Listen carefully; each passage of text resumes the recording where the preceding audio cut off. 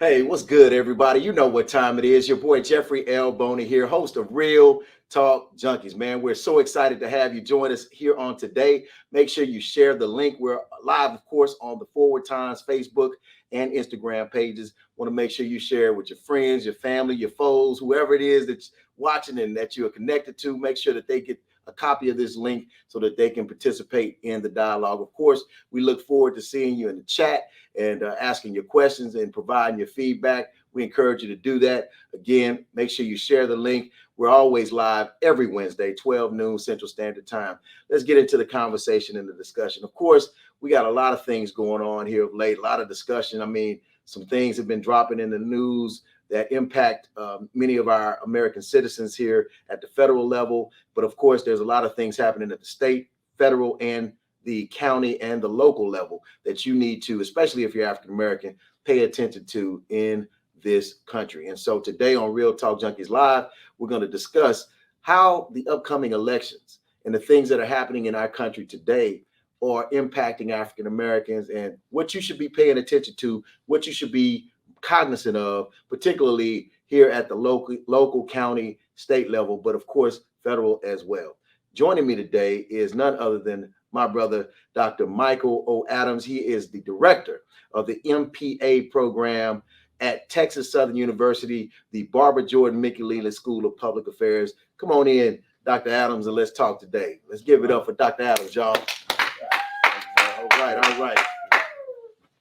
Not only is, of course, he's a doctor, the good doctor, but he's also a member of Omega Psi Phi Fraternity Incorporated. Of course, yeah. Well, we ain't gonna spend a whole lot of time on that, but we may deviate and get into that a little bit. How you doing, bro?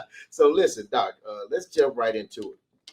Here, over the past day, there's been a lot of chatter about the leaked document from Justice Alito, Samuel Alito, who is on the Supreme Court, confirmed that this leak and this document is actually legitimate from Chief Justice John Roberts about Roe versus Wade. For years, for decades, since it was ruled in constitutional that Roe versus Wade is the law of the land, there have been so many attempts to try to overturn it, talked about particularly from the Republican Party and the conservatives here in this country. And now it appears with this court, it seems as if they're moving in that direction or attempting to move in that direction. Right. So what are your thoughts on that? I think there's several takeaways. Of course, I'm not surprised about the opinion. I think as a professor of public administration, I think we have to talk about ethics. Mm-hmm. And with you being an elected official in terms of your decision making, the people walk around you. So I would tell my students, it raises an ethical question because the U.S. Supreme Court traditionally has been thought of as being this august body. And if you look at the people there, and I think it's a collective of about 50 people, each justice has about 4 clerks. Now, what was the motivation? Why did they leak it? And both sides, in terms of whether you're on the right or left, there may have been motivations to send this guy to sort of like to gin up some Democratic opposition, for example. Mm. And I think, but if you look at the court, the other takeaway. So you're saying, or you're thinking, that it was leaked from the left. Or it could have been either way. You can't because of the upcoming election. If that may be the case. All right, or it could have been, it's supposition at this point, and I don't speculate. Right. But that's one of the takeaways in terms of you have to talk about the ethics because again, the Supreme Court, in terms of being a student of the court and a person who has taught constitutional law at an undergraduate level, you know everything about the term of the courts, you know about the rules and procedures, but they meet during the hearings like the first 3 days of the week. But that conference is normally held on a Friday. And it's the kind of secure thing with only the justices in that room. So there may have been some cynical reasons for this leak, but it raises an ethical question. And we saw that Chief Justice Roberts came out on yesterday saying that there would be an investigation because, again, the Supreme Court, they say it's not politicized because, again, we know that it is. And that would go into my other takeaways. Now, Obama had an opportunity to appoint 2 justices to the Mhm. U.S. Supreme Court. Mhm. We saw that was stonewalled by McConnell and others. We saw Mhm. what happened to Merrick Garland, Ruth Bader Ginsburg. She didn't step down. She Right. died. All right. So there were two opportunities, and certainly the balance of the court would Mhm. have been changed if Obama had the right to appoint two justices. Mhm. And so those are some things that I think that we have to consider because the court, it is a policy making body. We know that. We know that every time they hand down a decision, it's just like Congress passing a law. They tell us what we can do and what we cannot do. Mhm. So we have to look at those kinds of things. Now, the other part, the ironic part of it, is now they're talking about the filibuster ending that. Mhm. But when we talked about voting rights and these kinds Right. of things, so we have to look at that, and we know that as blacks, all right, because we have to talk about how you mentioned your show in terms of how it impacts on us in terms of what are the implications here. Mhm. You know, looking at the party itself, looking at the upcoming elections from at the national level, how the issues are discussed, and also in the state of Texas in terms of how we know that the majority of blacks or Democrats in the state of Texas in terms of what issues are on the table and how that's going to play when we see Texas being what some people would define as a kind of ruby red state. And I'm gonna stop because we can go on and on with No, some no, of the no. issues, I and I'm mean, sure you we, bring we, up we would get there. you bring up But a great and interesting point because I see Senator Schumer yes, and his Democratic caucus right, members pushing for legislation right, now to try to address that's right, the abortion right, issue, and like you say, seeking to end the filibuster. And it's right. amazing Yeah, that when we're talking about voting rights and things that that's impact right, that's blacks right, are saying this, it's that's right, like no, there's no way. right, But now there's interest, right. even for those that have stonewalled. Cool. I'm talking about the two Okay. Democratic senators who've been in opposition. Now Okay. they're somewhat open Right, to it because now it impacts, a right. woman's right to choose. That's right, and that's in terms of we look back, certainly white women, Yeah. they have always been in play in terms Right. of Right. and can determine some of the outcomes of the election. So that's going to Well, be I mean, interesting. in Trump's case, he It got did, right? 54% of That's white women voted for him. that's right. That's Right. right. So these are things that I think we have to think about, as black constituents in terms of as we approach the elections, that looking at the federal elections and also state Mhm. and local. And I think there's some other races that I think we should pay attention to in terms of looking at the Democratic Party in terms of what's happening within the party. Because I always tell my students to take two wings to make a party fly. You have a left wing and you have the Mhm. moderates and the right wing. However, look at progressives. And we know in Texas, there are some races that I'm watching. District 30, Eddie Bernice Johnson seat, Jasmine Crockett is running against Hamilton there.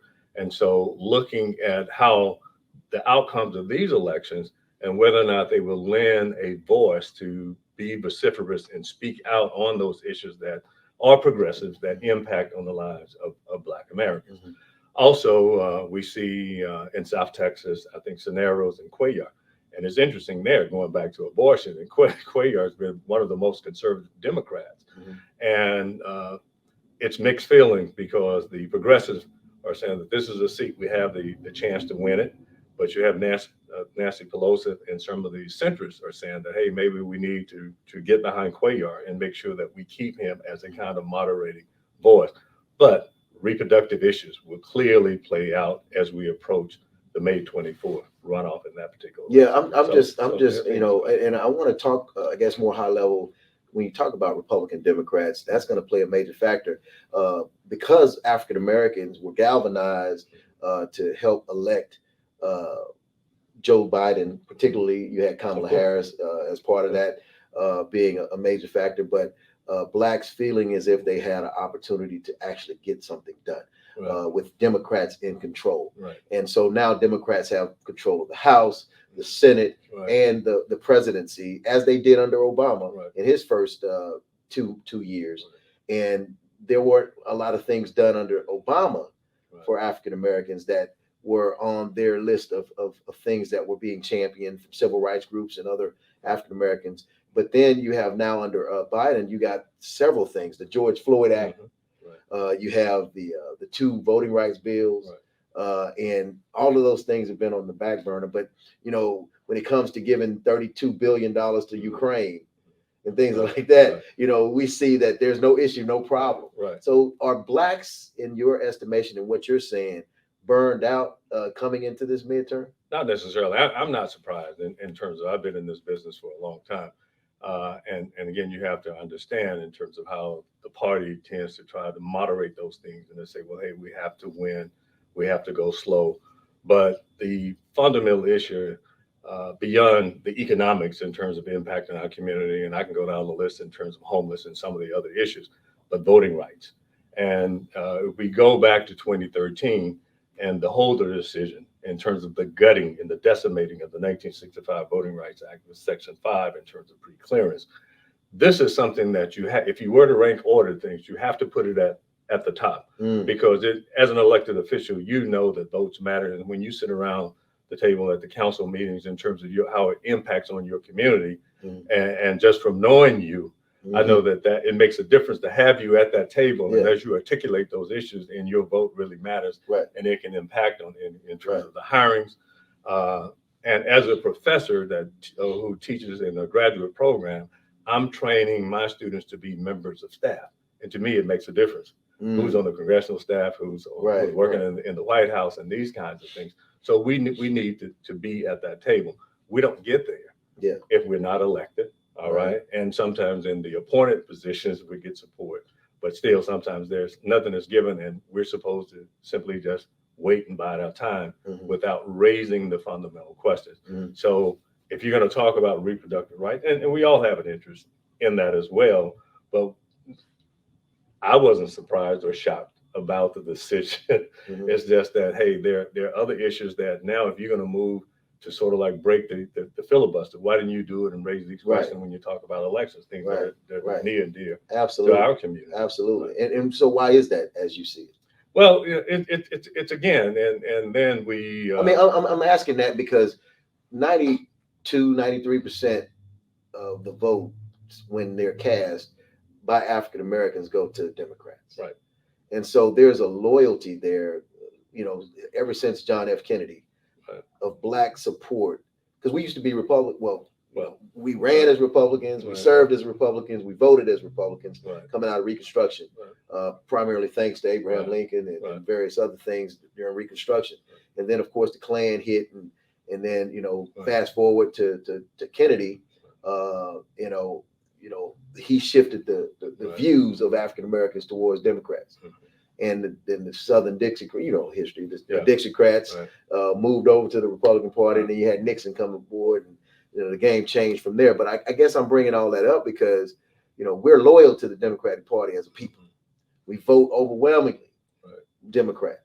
And yet, when we talk about issues that impact us, there's no true championing, as it appears by many, to be at the federal, county, state level of those Democrats to African Americans. I mean, well, at the state level, they proved it this most recent time, by doing the. You make good points, and you covered that history well. If I were in the classroom, we have to talk about realigning elections, and in terms of where you switch from one party lawyer to the majority party becoming to another party designation, and actually that started in the 1930s with Franklin Delano Roosevelt. For blacks in terms of the New Deal. And in the New Deal, what did that mean? We saw labor and black people line up out of that because traditionally the party of Abraham Lincoln, blacks were Republicans, So, but it's leadership. And I think we have to look at in terms of the party structure, the leadership at the national party and also the state party. And it would help to have people that look like you in there because we know that in terms of the fundraising, I just brought a group of students back from George Washington University, their School of Political Management. And just sitting around talking to the people, you're talking about Nancy Pelosi can raise millions of dollars. All right. What happened to that money once it filters down? And see, what I teach my students, all right, and I teach, Barack Obama was Barack Obama, but David Axelrod was the guy who made all the money. So you can do all of these kinds of things, but there are opportunities there beyond the elected office holders that we see there. If we don't understand the dynamics and the hand in glove relationships between politics and economics, we're missing that as well. And we know that we have to have economic capital in order to have political success. Mhm. And so that's something that we have to blend that and have that understanding. It makes a difference who heads the state Democratic Party in the state of Texas. Because again, hey, I may be able to work as a consultant. I can do polling just like other people have. And so if we don't get these opportunities, we are missing sitting here arguing and looking at the symbolic gestures. See, politics deals with symbolism. All right. Mhm. So I can appease you by having a, hey, I got a vice president. All right. I Yeah. have this person as a cabinet Or there are but- two blacks but- as the vice chairs of the Democratic Party in That's Texas. right. That's right. In terms of, but what, and I think that is something that Commissioner Ellis has done in terms of looking at these audits of different things in terms of how contracts are lettered and that, and you've been in the same thing in terms of whether you're representing. That's meaningful. All right. It's good to have Jeffrey Boney there. And you know, you're my brother. You're on the council. Yeah. But you know that millions of dollars in Right. terms of work in these kinds of things. And the other side, the other communities, they have developed wealth and they've built wealth and they made that. And this is the difference. But I think in terms of the disconnect between black politics Mhm. and how the other side plays. You know, it's interesting you bring that up because just here recently, you know, I advocated one of the things I ran when I ran for office in 2016. Well, I started running in 2016, but I was elected in 2017. I talked about the lack of a disparity study that we had done as a city, and of course, it was always we didn't have the money or whatever, which we didn't budgeted or whatever. But now with this ARPA, American Rescue Plan Act, we were able to actually utilize some of those funds to do a disparity study. So, you know, once I realized or found out, you talk about having a seat at the table, right? Once I found out that that was an allowable use, I said, we need to allot some money from this ARPA money to do a disparity study. So now we're in the midst of doing that. We should be done by December. But, you know, I was like, hey, listen, man, we got to make sure that we are actually making sure minority and women businesses are getting opportunity. Small businesses are getting opportunity, and it's not just going to the good old boys and the regular, you know, suspects, usual suspects. Yeah, that's a good point. And we have to realize the government is the largest employer in the United States. But in terms of these audits, these disparity studies, we have to look at the private sector as well in terms of these companies. And that's something that we have to understand. That's the only way we're going to be able to make those kinds of improvement. And now that may sound like pie in the sky, but if the elections really are going to have consequences and really matter, we have to put people there who are going to be at the table like yourself. Yeah, but you talk about economics and you talk about the tie and how they, you know, I remember watching The Godfather 3, and you know, Michael Corleone's nephew was talking to the guy over in Italy, and he was like, you know, man, I don't understand politics. And he's like, you understand guns, don't you? He's like, you know, he said that the gun is you know is the finance, you know, basically, and the politics is how you actually utilize it. It's like, you know, they go hand in hand. You got, you know, if you understand guns, you know, as a gangster, you definitely can understand finance and politics. That's right. That's what I'm saying. And that's the military industrial complex. We can talk about that. And they make a whole lot of money. Right. Like oh, yeah. Oh, my God. We have to understand that. And the other, we can get back to the culture piece and all that other things in terms of, I think, what you do in the community. We have so many things and I'm a black man, and I often have to look at things. If you look at the TV and you look at others in terms of how they perceive us, just this week in terms of the criminal justice system, we see these images and stuff like that. And so I think, you know, there's a whole lot of work. You know, there's a culture piece, there's the economic piece, there are other things that we can go there. But we can get back to elections. We can talk about that. I guess what I'm saying is we don't understand the importance of pooling our dollars together, having some sort of a plan. I know there are PACs that are developed by a lot of whites, particularly a lot of rich whites or certain Caucasians that have. And then you find other groups are now doing, you know, the Asian community, you have the Hispanic community, and there are some PACs that African American. But you know, when I think about power PACs and people who are super PACs, people that are truly making a difference, they don't look like us. They're not really moving the needle a whole lot, if at all. Of course. And we know we look at the size of the donations, but with you being an elected officials, I'm not going to say politics or political, but elected official, right? And sometimes you shouldn't have a fear in terms of elected officials because you know you greet everybody's a constituent. Right. There's a vote. Right. You know, whether they give $1 or whether they give $1 million. Right. You know, there's a vote that they can cast. Absolutely. And that's something that you're always cognizant of. Absolutely. That's what I tell my students. Absolutely. So let's move from the federal level Of course, like we talked about, Ketanji Brown Jackson is the new Supreme Court justice, but it still doesn't shift impact, right? Shift the balance, the balance of the court. Let's talk about the state level. So, there are a few local races at the state level that you mentioned a few just a second ago, but let's talk about 147. Okay.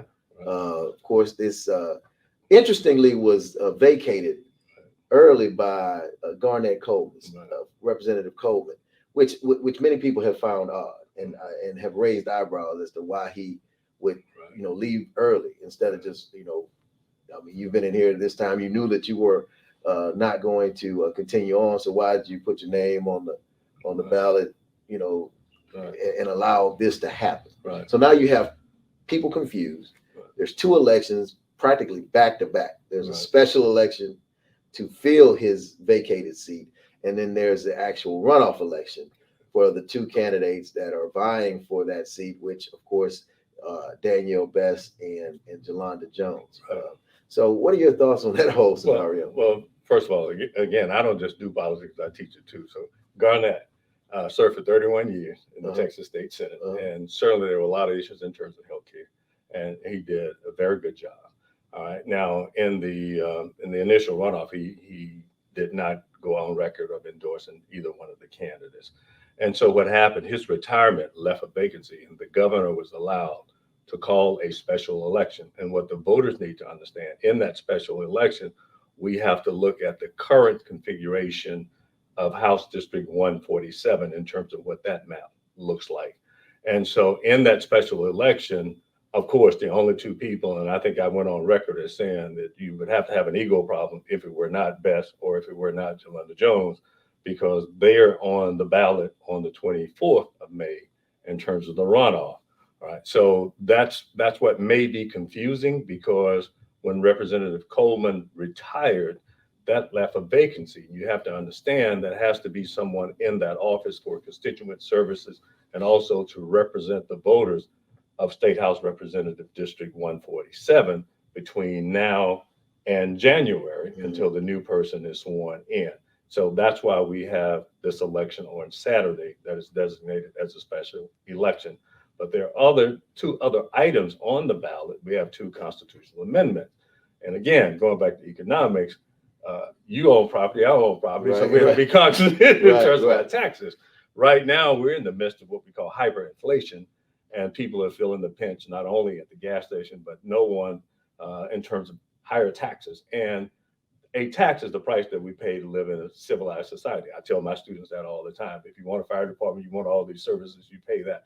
But again, we've seen, if you look at some of the property taxes, and people are calling for property tax relief.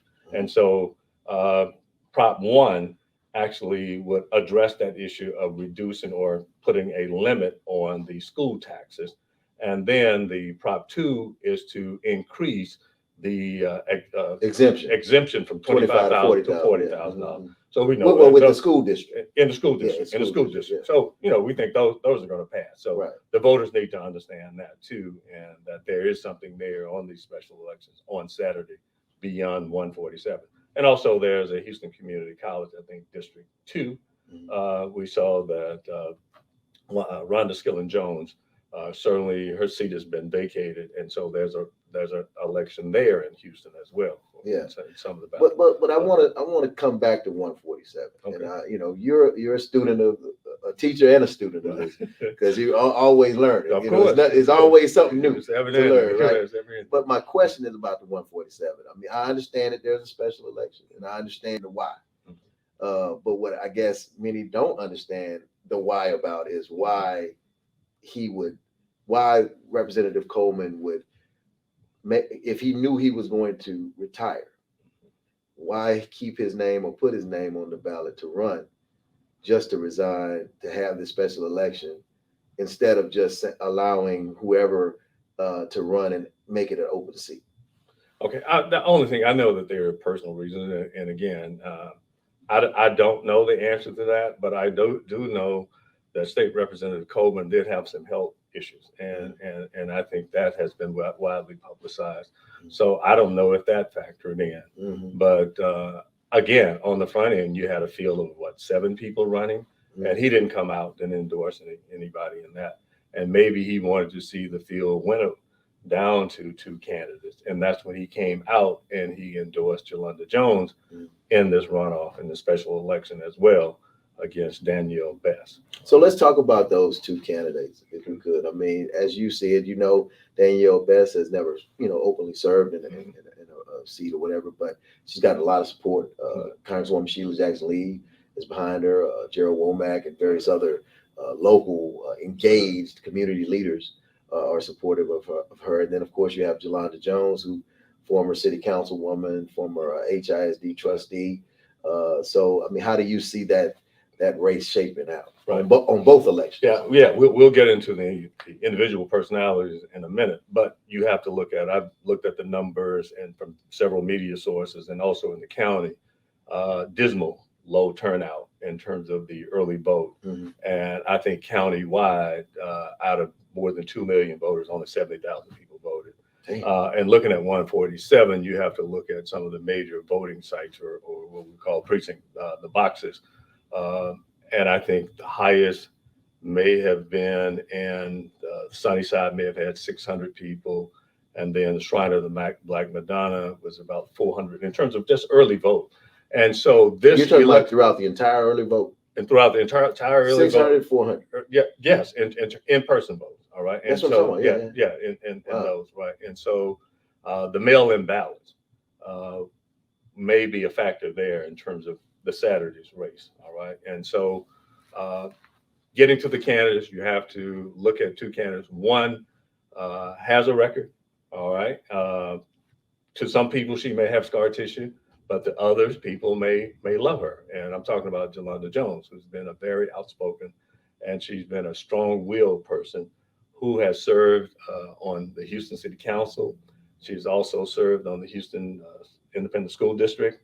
And so she has name recognition. And so we knew going into that race that Joe would be one of the favorite candidates because she brings something to the table. She has a name. Danielle Best was basically an unknown. Now, the other factor is you have to look at the teams behind these 2 candidates. Yolanda Jones has, if you look at the list of endorsement, I think 3 or 4 state reps in Harris County have endorsed her. Congressman Al Green has endorsed her. State Senator Boris Miles. And then you have Dallas Jones, been an operative in terms of managing her campaign. And then you have the other side, you have Gerald Womack and you have Sheila Jackson Lee. And so these are 2 organizations that can get out the vote. And so you have to look at what the ground game is like in terms of get out the vote.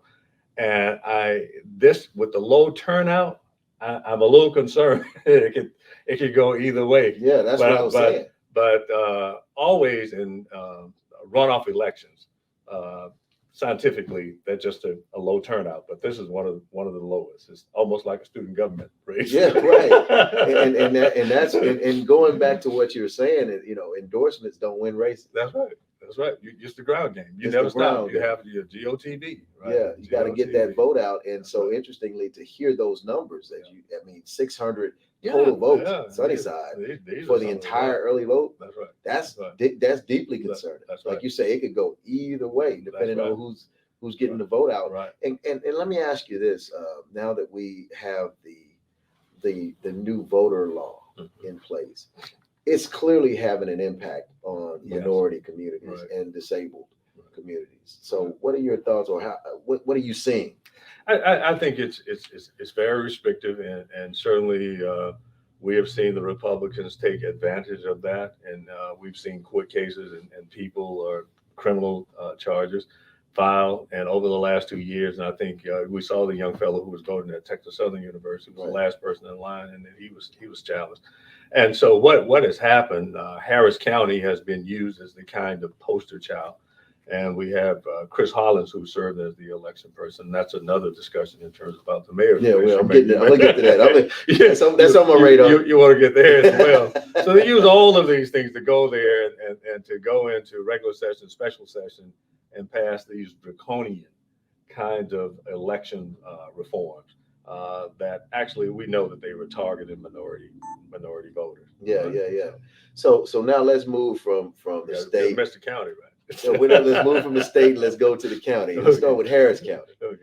Uh, Lena Hidalgo is up in November.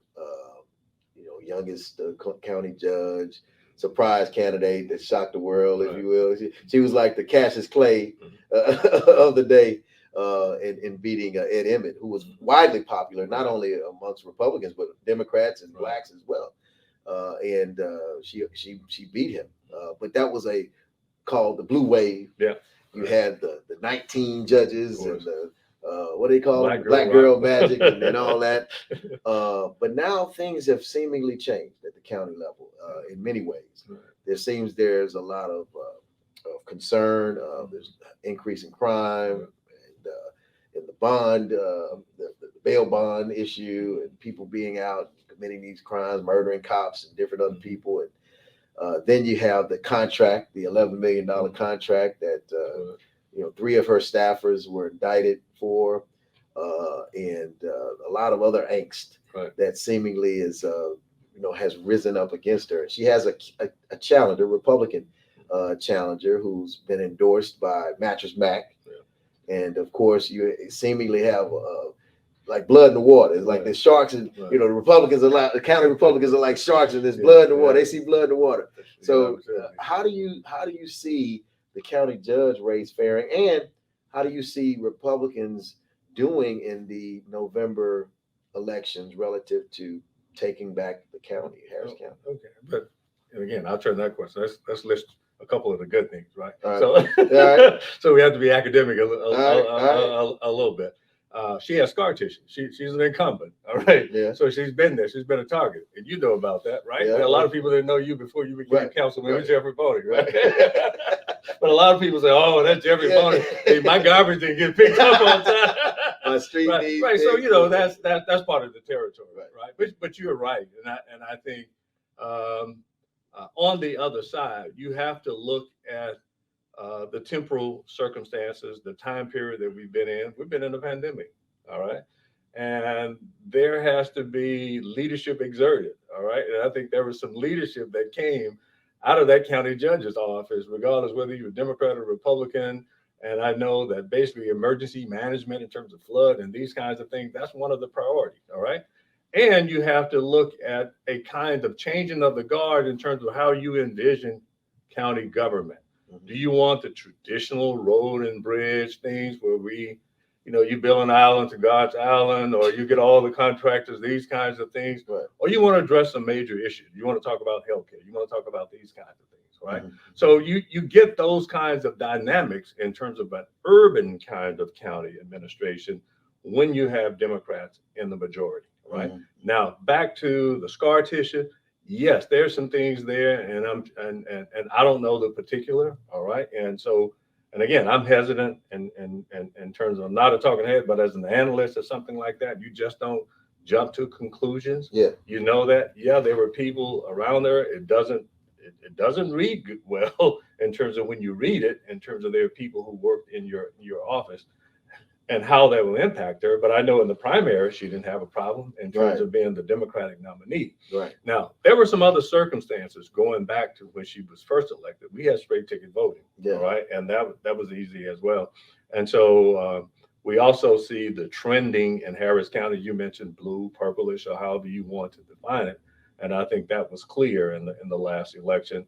And I think Harris County still is a Democratic county, just like Fort Bend is trending as well, right? So I'm tempted to answer those questions without dwelling on the negatives by looking at the things that have taken place.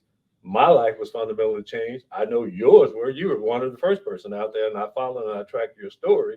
But to come in and to deal with that as a public health issue and somebody to address those things, hey, somebody deserves some praise. Right? Yeah, right. Well, no, that's great points that you're making. I guess my question was just, do you believe that going into November, and then hearing the numbers that you just blurted out, and knowing that the election laws that are now on the books that I guess are favoring Republicans' intent, with it, how that will impact that race going into November. Not only that race, but all the judges that are on the bench. Hey, we saw a lot of things happen. You started off the program talking about the abortion decision. All right, what impact will that have on women getting out in terms of planning that, in terms of which candidate they support, whether it's a Republican or a Democratic Party? Do I think there would be a close race in the county judge? Yes, it's going to be a very close race, but there's a lot of infighting already. I think the two candidates in the primary, one has already come out and said that Mattress Mac candidate may have had some Democratic policy voting in her background. So you see a lot of that, and whether that will last, or I'm sure Lena and them are listening, and so some of that will be into play as well. So you think it's a little early yet to really? I mean, I know we're in May, but it's a long time. Of course. It's just like taking a poll. You can be up now, but that's only a snapshot at a given moment. Yeah, right? Things can change. That could be an October surprise, right? Absolutely, definitely be. And I know over in Fort Bend County there was an interesting race. The incumbent commissioner Ken DeMerchant, first term commissioner, who unseated a Republican, had been in the seat for a long time, lost in his primary to former HCC trustee Nita Sani and KP George, the county judge's former chief of staff, African American, Dexter McCoy. Well, I think it's a fundraiser this afternoon for him. So it's interesting to see the dynamics, but what could have went wrong with Ken DeMerchant? I've heard a lot of things that he wasn't very engaging, and people didn't really know him. He wasn't out. So I mean, I don't know if you followed that race. No. I used to live in Stafford. That's more than 20 years ago. Now I moved. I'm in the third ward, right? So I stay out of Fort Bend politics. But I hadn't looked at that race really close. But I know that there's a lot of people out and supporting KP George's assistance, and so. Given some of the changes, and one of my former students is now the tax assessor collector, and so I've seen some things. Carmen is a graduate of the EMPA. Carmen. And so Grady, we go back historically, and also Ron is a former student as well. But in terms of looking at that race, I haven't. I got you. No, it's fine. But Fort Bend politics is becoming even more and more interesting as Harris County's is. Now, I want to ask. And I believe if redistricting, not just to interject, had been done right, if we had used the whole county rule, we could have probably drawn a seat that would have been in Fort Bend County proper. Probably would have been represented by a Democrat. Yeah. Right. Well, I'm glad you brought up redistricting, because in Fort Bend County, there's a majority. County judge is Democrat. There's 2 Democratic commissioners and 2 Republican. So there's 3-2 typically. Same in Harris County. Right. Interestingly enough, though, you brought up Commissioner Ellis and in Harris County, and we see how things were done in Harris County, where was it Cagle and and what's the other commissioner? Ramsey. Yeah, Cagle and Ramsey. They switched their entire precincts, so that they actually were in each other's precincts and had to basically, I guess, relearn, or have the voters relearn who they are, or learn who they are. Yeah, in terms of the redistricting law, partisan redistricting occurs. All right, we've seen that. I mean, that's just at the state level, right? It's just what it is, right? But the most egregious, what most people don't understand, Section 5 has been decimated in terms of pre-clearance. If any plan would have automatically been triggered, would have gone to the United States Justice Department or to a federal court. But Section 2 is still there. If you can prove racial discrimination and intent, we got to talk about Galveston County, all right, where they knocked out the district of the only Black, and so there may not be a Black American on Commissioner's Court in Galveston. That's a little different to me than the partisan gerrymandering. Because you can say, hey, this may have been the intent. Right. But that's blatantly racial. And there are several cases that are pending in the West District. I served as a consultant on the one in Tarrant County, all right there. So this is in federal court. It would be decided in October, I believe, in terms of that. Mhm. But redistricting every 10 years for the audience, we have what we call reapportionment. We look at the population shifts and changes. Now, ironically, in the state of Texas, 95% of the population growth was minority, right? Yeah. But you wouldn't know that because you have a Republican-controlled House and a Republican-controlled Senate. Mhm. The way they drew that, clearly it favors the maps. And for the Min County case, they sort of like they split it, they crack and they pack Yeah. the districts. And Right. so that's what happened. Right. Yeah, and I know that they attempted Right. to do the same thing with Congresswoman Jackson Lee Yeah. and Congressman Green. Yeah. And it was my understanding that Representative Symphonia Thompson and Representative Dutton worked with the Republican leadership to make sure that didn't happen. Yeah, there was some other people involved too, and we were involved in one of the maps, but I think State Senator Boris Miles, I know that the maps came out of his office in terms of trying to make sure that what happened there, they were paired, all right, and that's something that's you just don't happen when you take the historic 18th congressional district, all right, and you take the 9th congressional district that was basically created as a minority opportunity district, all right, and where Al Green was able to get elected to that district. And so what happened, they put Sheila's residence inside of District 9. Yeah. Right? And so the maps went back and forth. We saw a lot of opposition. There was a rally held at Emancipation Park. So this is the most egregious map that we've ever seen. You don't pair two incumbents. Right. Mm-hmm. And they could have been just trying to get at right. Representative Lee to do that. But what was also interesting, see, that was another opportunity when you have to talk about communities of interest, all right? That could have been an international district. If you look at Congressional District 7, Lizzie Fletcher's districts, that could have run from from all the way to I guess the southern part, the international area in terms of Bissonnette and that whole area. Yeah, and even in the Fort Bend County, you would have had that. But what they did, it was sort of like a deal. You got Wesley Hunt, who probably would be elected to Congressional District 38, and they made Lizzie districts. They kept her and they moved her like in some of the energy corridor as well. But a black person could, Jackson, somebody can win that seat. Absolutely, if they really if somebody, but nobody opposed her in the primary. And so that was part of that, and I think Sheila took in a little more of Garcia's area in terms of moving it in hobby, and then and Representative Green with more Brazoria and some of those kinds of things. Yeah, right. All right, now let's move on to local. You mentioned it earlier, and I couldn't wait to get to this one. Okay. And so, of course, we have a upcoming mayoral election next year, as well as city council elections, and it's going to be interesting. Now, we've had a few people who have come out and announced that they were running. One being, of course, Chris Hollins, as you aforementioned, former appointed Harris County clerk.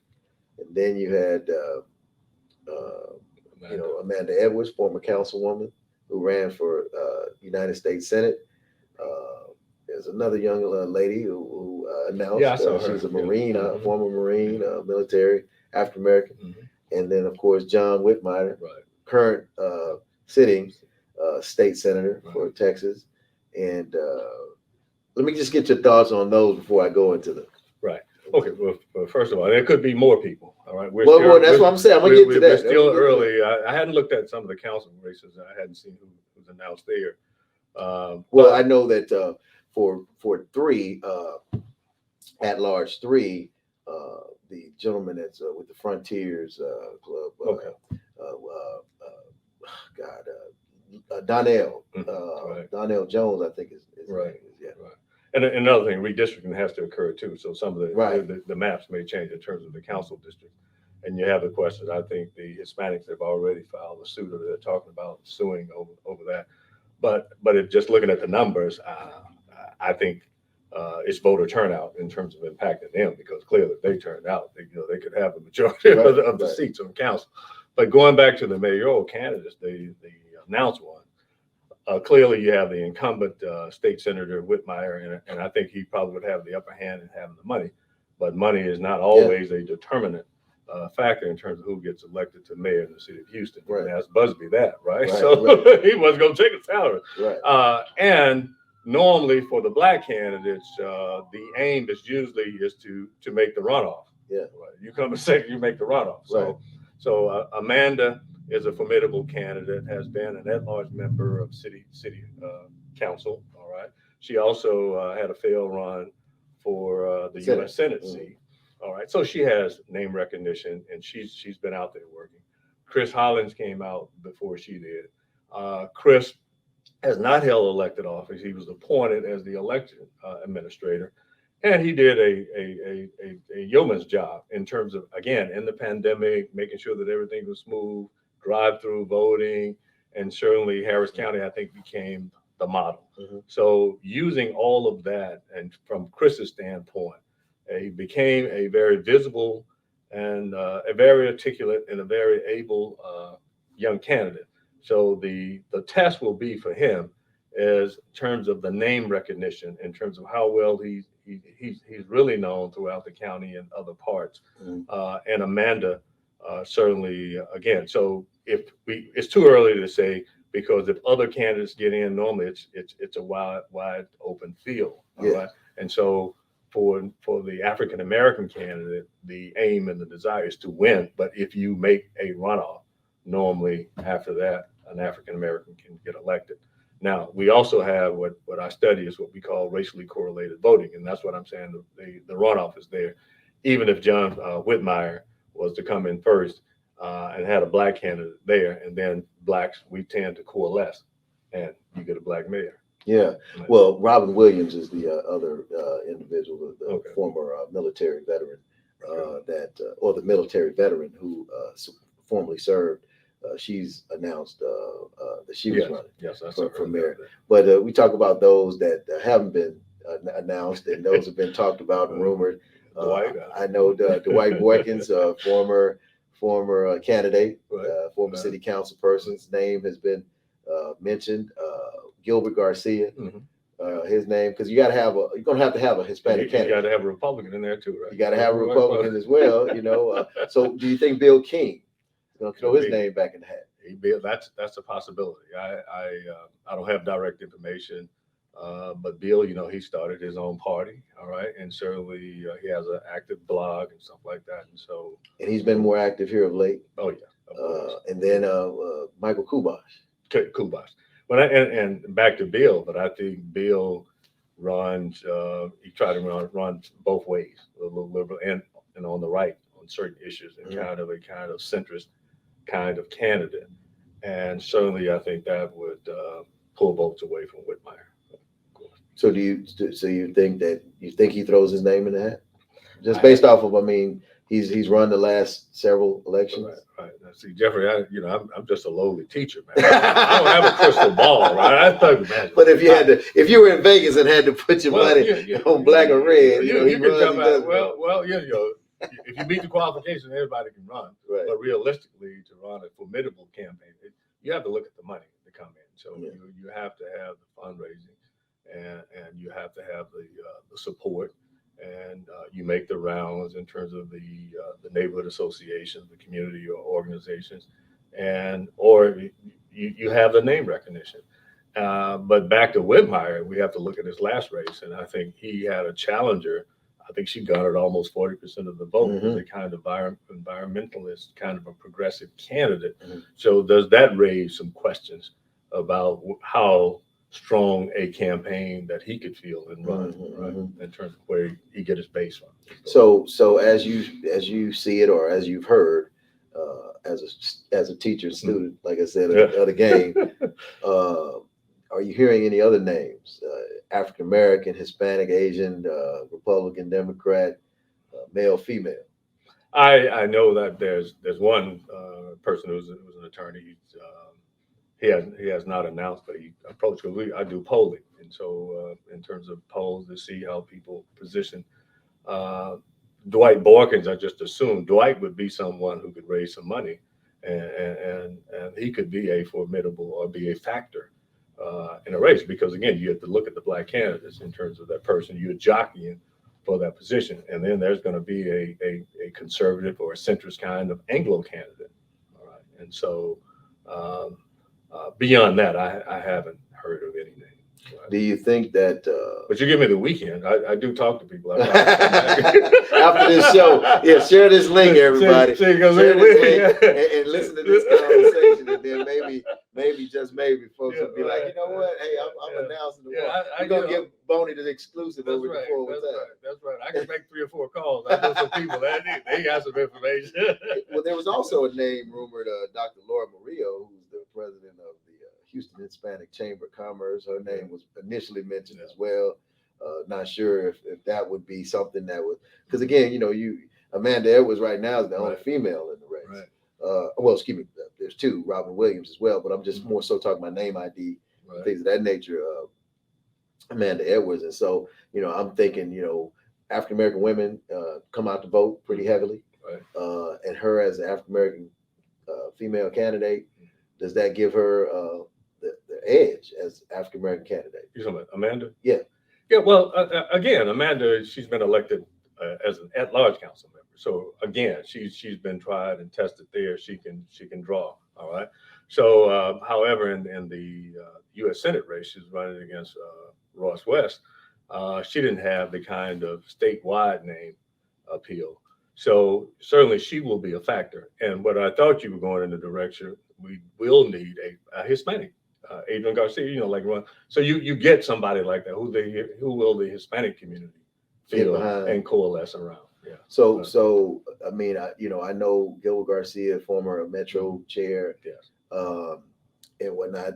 I haven't heard a lot of people excited about him in the Hispanic community. Right. And so it would be interesting to know. I know that, Adrian Garcia has run for mayor. Matter of fact, he ran for mayor the last time. Yes. And fell short. So I don't know if that would he have to, I mean, would he have to vacate his seat? I don't think Adrian will run as mayor. Right, because again, in terms of he had a very successful primary and certainly and most people thought that it's a very the most powerful seat in many people's minds. There you go. Very powerful. Yeah. I think he has a design and some issues, and I know he's in terms of hospitals, in terms of his district and some of those things, in terms of public health, he's big on that too. Yeah. So I guess as we close here, what are some things that you would say to the African American community surrounding politics and being engaged and involved and why not to be discouraged, I guess, or why not to be disengaged or to throw your hands up and say, to hell with it, my vote doesn't count? Yeah, well, first of all, in terms of politics, and I think we have to focus on voting rights and how that impacts on our community.